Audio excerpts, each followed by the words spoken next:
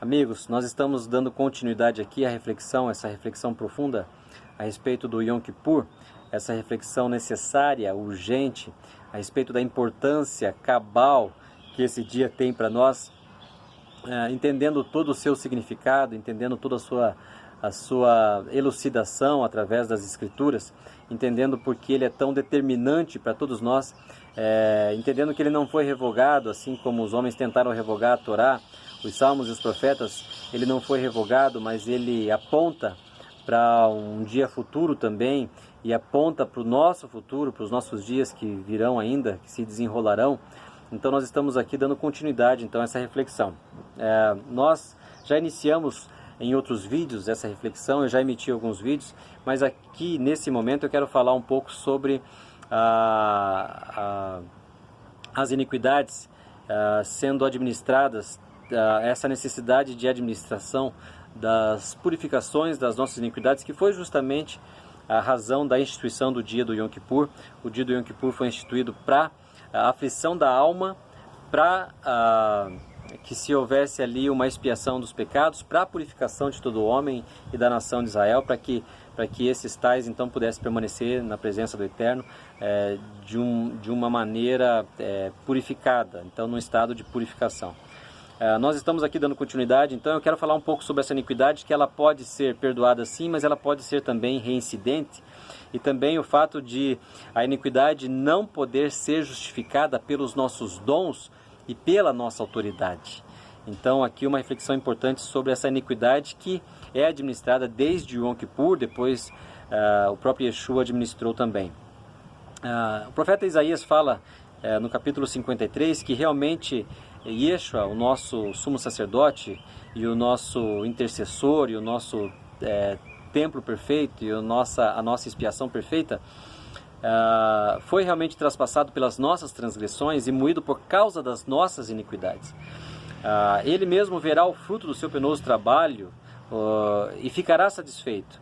O meu servo, o justo, aqui em nome de Adonai, o profeta falando, com o seu conhecimento justificará muitos, porque as iniquidades de todos eles levará sobre si. De fato, graças a Deus, Yeshua levou sobre si as nossas iniquidades.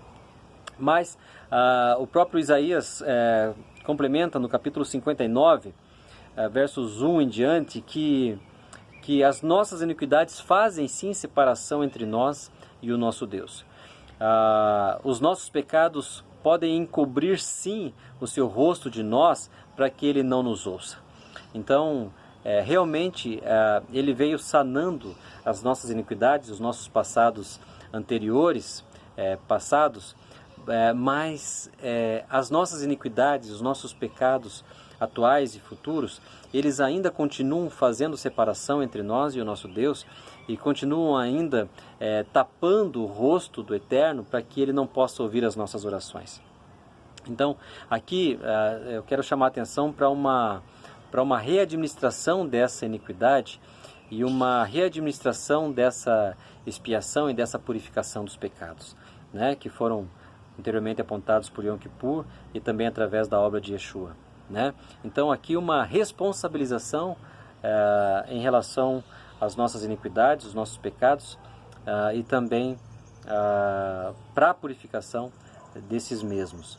Em segundo lugar, eu quero falar sobre a iniquidade que não pode ser justificada pelos nossos dons carismáticos, os nossos dons redentivos, pelas nossas profecias, pelos nossos conhecimentos, pela nossa autoridade espiritual ou não. Essas coisas não podem expiar a nossa iniquidade.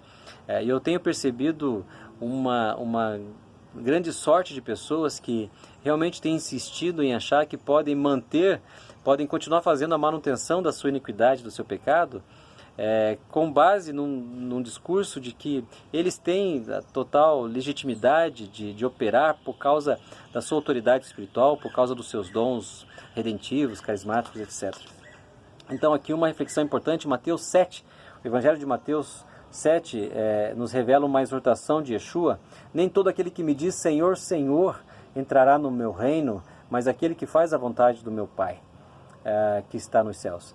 Nem todos daqueles que nós temos visto por aí, que dizem Senhor, Senhor, que estão entre nós, que se chamam, se dizem ser chamados pelo nome do Eterno, nem todos esses estão dentro do reino. Nem todos esses fazem parte dessa configuração jurídica e espiritual do reino dos céus. Eles estão aí falando em nome de Deus, mas não necessariamente estão correspondendo a essa configuração espiritual do reino dos céus. Depois a exortação continua: muitos naquele dia hão de dizer-me, Senhor, Senhor, porventura não temos nós profetizado em teu nome?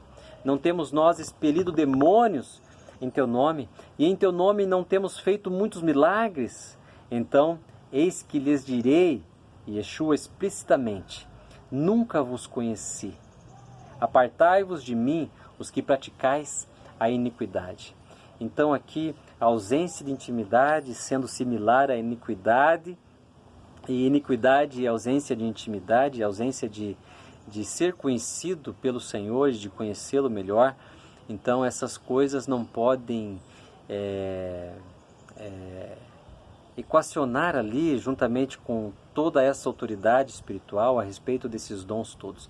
Então o próprio Senhor aqui está nos dando uma orientação. Eu não vos conheço, eu não tenho intimidade com vocês, eu tenho visto a iniquidade de vocês, e a iniquidade de vocês não pode ser expiada, justificada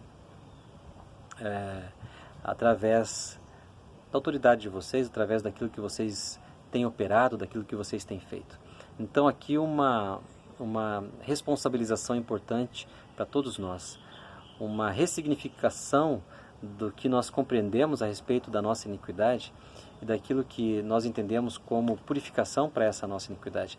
Nós não podemos continuar operando com iniquidade e com autoridade espiritual. São coisas distintas e uma coisa não justifica a outra. Então, que a gente possa se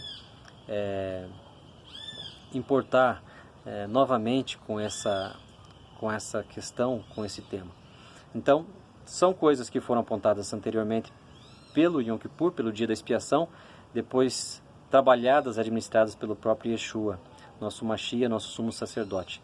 E aqui o apóstolo Paulo, Rav Shaul, nos traz também uma orientação muito especial a respeito da nossa iniquidade, da nossa responsabilização quanto à necessidade de purificação dessa iniquidade. Em Romanos 6, capítulo 12, ele nos diz: Não reine, portanto, o pecado em vosso corpo mortal, de maneira que obedeçais às suas paixões. Nem ofereçais cada um dos seus membros, os membros do seu corpo ao pecado, como instrumentos de iniquidade.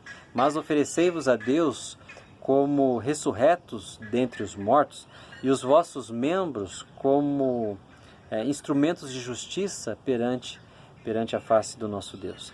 Então, que a gente possa voltar a se cuidar com os pecados, nossos pecados morais, nossos pecados, para que esses nossos pecados não sejam um instrumento espiritual de iniquidade, né? Mas que possamos oferecer os nossos membros como instrumentos de justiça perante o nosso Deus. O próprio apóstolo Paulo, Rav Shaul, fariseu da tribo de Benjamim, circuncidado ao 8º dia, conforme o costume, frequentador das sinagogas no Shabat, ele nos conclui aqui na sua segunda carta ao seu filho Timóteo, capítulo 2, verso 20. Ora, numa grande casa não há somente utensílios de ouro ou de prata, mas há também utensílios de madeira e de barro. Alguns são para a honra, outros, porém, para a desonra. Assim, pois, se alguém a si mesmo se purificar dos seus erros, será então utensílio para a honra, santificado e útil ao seu possuidor, estando então preparado para toda boa obra. Então aqui ele traz aqui uma implicação de autorresponsabilidade, de autoconhecimento, de autojulgamento. A própria Brit Hadashah depois nos orienta que aquele que se julga não será julgado.